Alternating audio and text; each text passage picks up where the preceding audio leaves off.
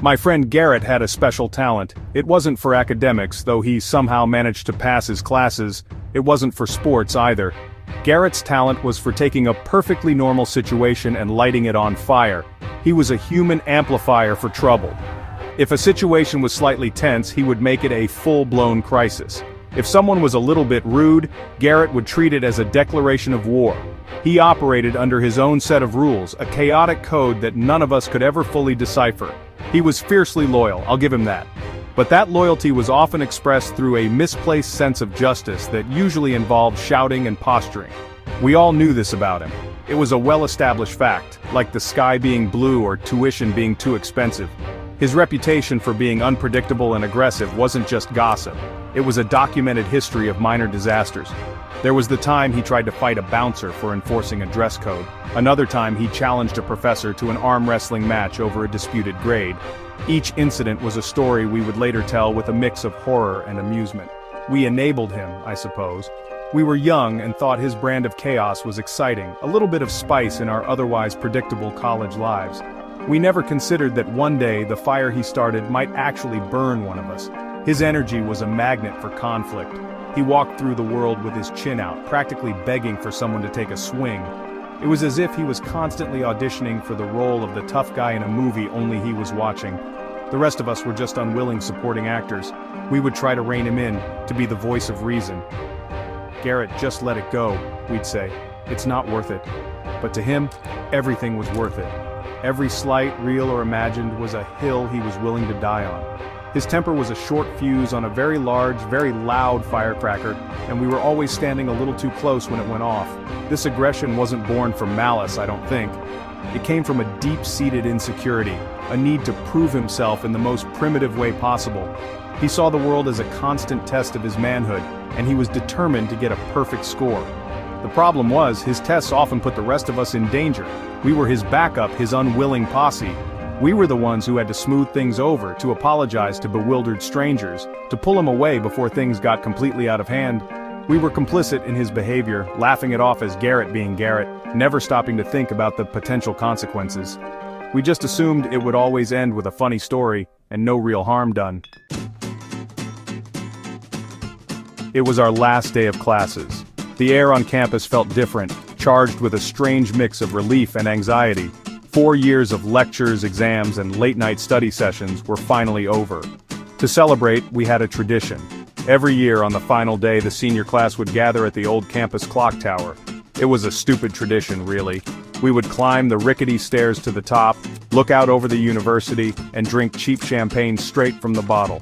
It was our way of saying goodbye to the place that had been our home, our prison, and our playground for the past 4 years. The clock tower stood in the center of campus like a tired old guardian. Its bricks were worn, and the clock face was permanently stuck at 3:15. It was a fitting symbol for our college experience, timeless and slightly broken. As the sun began to set, we made our way there. The mood was electric. People were laughing, shouting, and sharing memories. It felt like the last day of summer camp, a final burst of freedom before we were all scattered into the real world. We passed the bottle around, the cheap bubbles tasting like victory. We pointed out the buildings where we had triumphed and failed, the dorms where we had forged friendships, and the library where we had pulled countless all-nighters. Our group was a typical college crew. There was me, the designated worrier. There was Garrett, our resident agent of chaos. Then there was Kay, the calm one, and M, the pragmatist. We had navigated the treacherous waters of higher education together, a small boat in a big sea. Standing at the top of that tower, looking down at the campus lights twinkling below, felt like a culmination. We were on top of the world, or at least our small corner of it. We felt invincible, like nothing could touch us. The future was a blank page, and we were ready to write our stories. We were young, dumb, and full of a misplaced confidence that only comes from finishing something difficult. As the night grew darker, the celebration wound down. The crowd thinned out, leaving just a few small groups lingering in the cool spring air. Our little posse decided it was time to head home. We had one last final to cram for, one last hurdle before graduation. The champagne had left us feeling giddy and slightly reckless. We were full of bravado and cheap booze, a dangerous combination. The walk home would take us through the city, a journey we had made 100 times before. But tonight, something felt different. The air was heavy with unspoken endings and the looming threat of the unknown.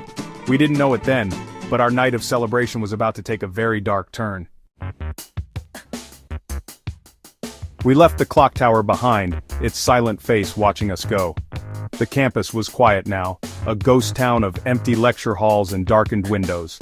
Our path took us off the manicured lawns of the university and into the gritty streets of the city. The transition was always jarring. One minute you're in a bubble of academia, the next you're in the real world, with all its noise and mess. The city at night was a different beast altogether. The daytime crowds were replaced by a sparse collection of night owls, bar hoppers, and the city's forgotten population, the homeless. They were a constant, silent presence on the periphery of our student lives. The streetlights cast long, distorted shadows that danced on the pavement. Every alleyway seemed to hold a secret, every doorway a potential threat. We walked in a tight group, our laughter echoing in the quiet streets. We were still buzzing from the celebration, feeling bold and untouchable. The city's homeless were a familiar sight. We saw them every day on our way to class, huddled in doorways or asking for spare change. Mostly we ignored them. We were taught to keep our heads down, to avoid eye contact, to not engage. It was a survival tactic for city living, a way to build a wall between our comfortable lives and their harsh reality. Tonight, though, their presence felt more pronounced. Maybe it was the late hour, or maybe it was the way the shadows played tricks on our eyes. A man slept on a bench, covered in newspapers. A woman pushed a shopping cart full of her worldly possessions, muttering to herself. They were part of the city's scenery, as much as the brick buildings and the graffiti-covered walls. We walked past them, our conversation a bubble of privilege floating through their world. We were tourists in their reality, just passing through on our way back to our safe, warm apartment. We were naive to the invisible line we were about to cross. Garrett was in his element. He was loud, boisterous, and full of himself. He was retelling a story, punctuating it with wild gestures and loud laughter. K and M were trying to shush him, aware of the late hour and the sleeping city around us. But there was no calming Garrett when he was in this mood. He was the star of his own show, and the city streets were his stage. I felt a familiar knot of anxiety tighten in my stomach. I had seen this play out before. Garrett's bravado had a way of attracting the wrong kind of attention. I just hoped that tonight, we could make it home without an incident. It was a hope that would soon be shattered. We were about halfway home when we saw him. He was standing in the middle of the sidewalk, forcing us to walk around him. He was a tall man, gaunt and disheveled, with wild eyes that seemed to burn with a strange intensity. He was talking to himself, or maybe to the sky, his words a jumbled mess of anger and paranoia. Most people would have given him a wide berth, crossed the street and avoided him altogether. It was the unwritten rule of urban survival. You just don't engage, you mind your own business and keep walking. But Garrett, of course, didn't believe in unwritten rules. He saw the man not as a person to be avoided but as an obstacle to be confronted. As we tried to sidestep him, the man turned his attention to us. He started shouting, his voice raspy and loud. The words were incoherent, a stream of curses and accusations. He pointed a trembling finger at us, his eyes locking onto Garrett. It was like he could sense the aggression simmering just below the surface. "What are you looking at?" the man yelled, his voice echoing in the empty street. It was a direct challenge, a spark thrown into a puddle of gasoline. I saw K and M tense up, their pace quickening. "Let's just go," K whispered, tugging at my sleeve. "Don't look at him." It was sound advice, the kind of advice that keeps you safe. But Garrett stopped. He turned to face the man, a smirk playing on his lips. "What did you say to me?" he asked, his voice low and dangerous. A collective groan went through the rest of us. This was it. This was the moment where things could go from bad to worse. I stepped forward, trying to play the peacemaker. "Garrett, come on, man. Let's just go home. He's not worth it." I tried to put a hand on his shoulder to physically pull him away from the confrontation he was so eager to start. But he shrugged me off, his eyes fixed on the homeless man. The two of them were locked in a standoff, two alpha males from different worlds about to collide. The homeless man took a step forward, his fists clenched. "I'll kill you," he slurred, spitting on the sidewalk. The threat hung in the air, ridiculous and terrifying at the same time. Garrett laughed, a short, sharp bark. "You and what army?" he shot back. The situation was escalating rapidly, spiraling out of control. It was no longer about a man shouting on the street, it was about pride and territory. K and M were pleading with Garrett to walk away, their voices filled with urgency, but he was deaf to us. He was in his element, fueled by adrenaline and cheap champagne. He was about to start a fire. and we were all going to get burned.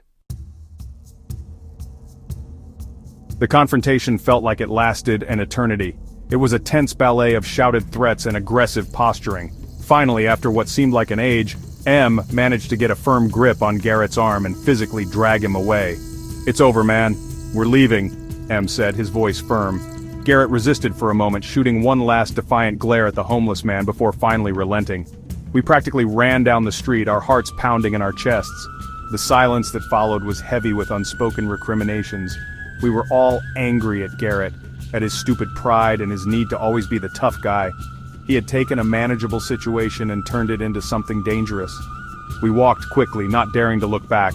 The adrenaline was still coursing through our veins, making us jumpy and paranoid. Every sound, every shadow seemed like a threat. We just wanted to get home, to lock the door behind us and leave the ugliness of the street outside. We thought it was over. We thought we had escaped the consequences of Garrett's foolishness. But then, Kay glanced over her shoulder. Her eyes widened in fear. "Oh my God," she whispered, her voice trembling. "He's following us." I turned, my stomach dropping. Sure enough, about a block behind us, a solitary figure was walking in our direction. It was him. A new kind of fear gripped us, cold and sharp. This was no longer a random encounter, this was personal. The man wasn't just wandering aimlessly, he was actively pursuing us. His pace was steady, unhurried, which was somehow more terrifying than if he had been running. It was like he knew he had all the time in the world. He was a predator, and we were his prey. The city streets, which had felt so familiar just moments before, now seemed like a labyrinth designed to trap us. Every turn we took, he would appear again. A persistent shadow in the distance, getting closer with every step. The blame fell squarely on Garrett. "Are you happy now?" M hissed, his voice dripping with anger. "You had to provoke him, didn't you?" Garrett was silent for once. The bravado had vanished, replaced by a dawning look of horror. He finally seemed to realize the gravity of the situation he had created. He had picked a fight with a stranger, and now that stranger was stalking us through the dark streets of the city. Our drunken celebration felt like a distant memory. The only thing that mattered now was getting away, shaking the shadow that was relentlessly following us home. We were no longer invincible college seniors. We were scared kids, running from a monster of our own making. Panic set in. The most terrifying part was the realization that we couldn't go home. Our apartment was supposed to be our sanctuary, our safe space, but leading this man there was unthinkable. We couldn't let him know where we lived. The thought of him standing outside our building waiting was more frightening than the confrontation itself. We had to lose him. We had to disappear into the city's maze of streets and alleys. We started walking faster, our casual stroll turning into a power walk, then a jog. We took a sharp right, then a quick left, trying to break the line of sight. We ducked into a dark alley, our backs pressed against the cold brick, holding our breath and listening. The alley was filled with the stench of garbage and decay. We huddled together in the darkness, a small tribe of terrified students. We could hear footsteps on the sidewalk, slow and deliberate. Were they his, or just some other late-night wanderer? We waited, our ears straining for what felt like an eternity. The footsteps faded, and we dared to peek out. The street was empty. A wave of relief washed over us, but it was short-lived. We didn't know if we had actually lost him, or if he was just hiding, waiting for us to re-emerge. The city had become a giant game of hide-and-seek, and we were definitely not it. We decided to take the long way home, a circuitous route that would add another 20 minutes to our journey. We stuck to the better-lit main roads, hoping that the presence of other people would deter him. We walked in silence, the earlier anger at Garrett replaced by a shared simmering fear. Every person we passed was a potential threat. Every car that slowed down made our hearts leap into our throats. We were on high alert, our senses screaming with a primal fear that we had never experienced before. This was not a movie, this was real life, and the stakes were terrifyingly high. After what felt like hours, we finally looped back around to our neighborhood. We approached our street from the opposite direction, scanning every shadow, every parked car, every doorway. The coast seemed clear. There was no sign of the man. We practically sprinted the last few yards to our apartment building, fumbling with the keys, our hands shaking. We tumbled inside, slamming the door behind us and locking it. We leaned against the door, panting, listening. There was only silence. We were safe. We were home. The relief was so overwhelming it was almost painful. We thought the nightmare was over. We were wrong. We collapsed in the living room. the adrenaline slowly draining away, leaving us exhausted and shaky. We didn't talk much. There was nothing to say. The events of the night hung heavy in the air. Garrett sat by himself, staring at the floor, the weight of his actions finally crashing down on him. We tried to decompress, to pretend that everything was normal. We turned on the TV, the mindless chatter a welcome distraction, but none of us could relax. Every creak of the old building, every noise from the street outside sent a fresh jolt of fear through us. We were trapped in our own home, prisoners of our own fear. A while later I went to the kitchen to get a glass of water. Our apartment was on the ground floor and the kitchen window looked out onto a small, fenced-in backyard. It was more of a concrete patch with a few sad-looking weeds, but it was our little slice of the outdoors. As I filled my glass, I noticed something odd. The back door, which led out to the yard, was slightly ajar. I was sure I had locked it earlier. A cold dread washed over me. I crept towards the door, my heart pounding a frantic rhythm against my ribs. I pushed it open and stepped out into the darkness, my senses on high alert, and then I saw him. He was crouched by the window of my bedroom, trying to pry it open with a piece of metal. It was the same man from the street. My blood ran cold. He hadn't just followed us, he had found us. He had circled the block, found our backyard, and was now trying to break into our home. Before I could even scream, he heard me. He spun around, his eyes wild with a mixture of surprise and rage. He lunged at me, a guttural roar erupting from his throat. All I could do was react. I stumbled backward, tripping over a loose paving stone and crashing to the ground. He was on top of me in an instant, his hands closing around my throat. I couldn't breathe. I couldn't scream. His face was inches from mine, his breath hot and foul. All I could see were his burning, hateful eyes. I clawed at his hands, my nails digging into his skin, but he was too strong. My vision started to tunnel, the edges turning black. I was going to die. I was going to be murdered in my own backyard because my friend couldn't walk away from a stupid argument. Just as I felt myself beginning to lose consciousness, I heard shouting. The back door flew open, and Garrett and Em came charging out. The man looked up, startled, and his grip loosened just enough for me to gasp for air. The sight of Garrett and Em was enough to break the man's focus. He scrambled off me and made a run for it, vaulting over the back fence with a surprising agility. He disappeared into the darkness of the alley behind our building, leaving me gasping on the concrete, my throat raw and burning. Garrett and Em helped me up, their faces pale with shock and fear. The reality of what had just happened began to sink in. I had been attacked. Someone had tried to break into our home and had tried to kill me. The world seemed to tilt on its axis, everything familiar and safe now tainted by violence. The next few hours were a blur of flashing lights and concerned voices. Someone called 911. The police arrived, their presence both reassuring and intimidating. They took our statements, their questions clinical and detached. They searched the backyard, finding the piece of metal the man had used to try and open my window. Garrett, to his credit, was completely honest. He told them everything, from the initial confrontation on the street to his role in escalating the situation. He was a different person now, the arrogant bravado replaced by a quiet, shaken guilt. He kept looking at the red marks on my neck, his face a mask of regret. The police were not optimistic.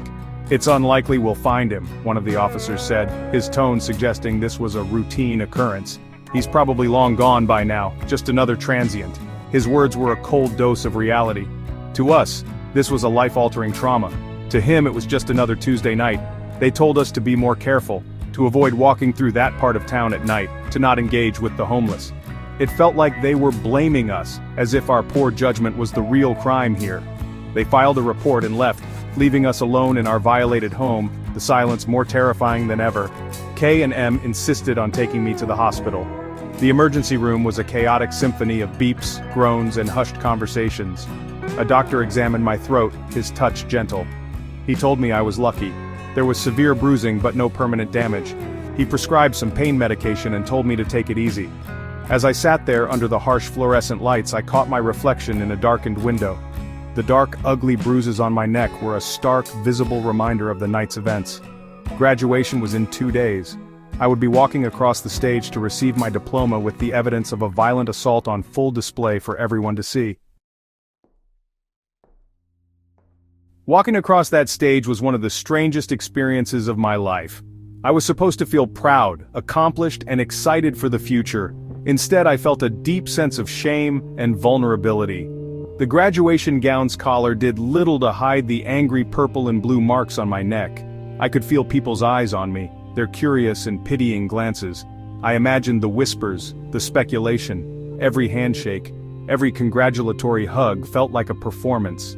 I was playing the part of a happy graduate, but inside, I was just replaying the attack over and over again, the feeling of hands around my throat, the sheer terror of it all. The incident cast a long, dark shadow over what should have been a joyous occasion. It was a brutal lesson in responsibility and consequences. Our actions, our seemingly small choices, had led to this. Garrett's need to prove his toughness, our passive enabling of his behavior, our naive belief that we were untouchable, it all culminated in a night of terror. We had treated the city's homeless population as part of the scenery, a problem to be ignored, until one of them became a very real and present danger. We had poked a bear, and we were lucky to have escaped with just a few scratches. I don't know if Garrett ever truly learned his lesson. He was full of remorse in the days following the attack, his apologies sincere and heartfelt. He paid for my hospital bill and couldn't look me in the eye for weeks. But I wonder if it changed him in a fundamental way. I hope it did. I hope he realized that true strength isn't about winning every fight or having the last word. It's about knowing when to walk away, when to de-escalate, when to choose peace over pride. I hope he learned that his actions have consequences, not just for him, but for the people who care about him. Looking back on it now, years later, the memory is still vivid, a scar on an otherwise happy time in my life. It serves as a constant reminder of how quickly things can go wrong, how fragile our sense of safety really is. It taught me a hard lesson about empathy, about seeing the humanity in everyone, even those who make us uncomfortable. And it taught me about friendship, about the responsibility we have to look out for each other, to be the voice of reason when one of us is about to light a match. We were young and foolish, and we paid a price for it. My graduation photos will forever be a testament to that, a portrait of a young man marked by regret,